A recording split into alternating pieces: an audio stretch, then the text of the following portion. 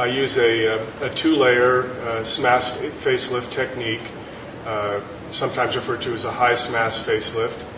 This involves planting a larger, more superior-based flap. The advantage to performing the facelift in this way is by using this deeper SMAS layer, we avoid tension on the skin layer of the face.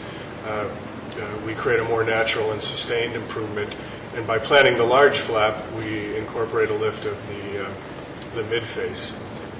By doing the facelift in two layers, we also have the opportunity to shift this mass in skin along independent vectors, and this gives a more natural-looking result as well. As far as the neck and the submandibular gland go, a significant number of patients do have large glands. As they age, the gland becomes larger.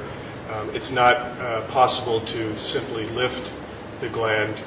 Trying to lift the gland is like trying to put 2 liters of water in a 1 liter bottle. There's just not enough room, and it's logical and effective to remove the protruding portion of the gland. This involves making an incision in the submental area, dissecting under the platysma muscles beyond the digastric.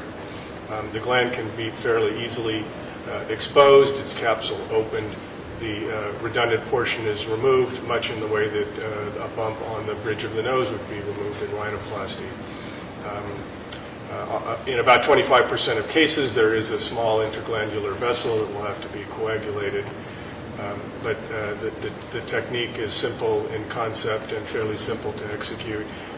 Usually a drain is left in the subplatysmal space,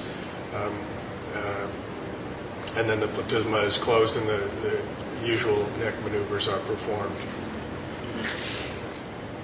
Logistically, it's harder.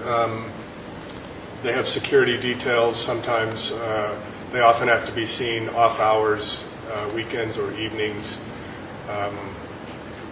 It's surprising when they're not in makeup, when they're not in fancy clothing, they often look like average people, but they obviously have security concerns. They obviously have privacy concerns.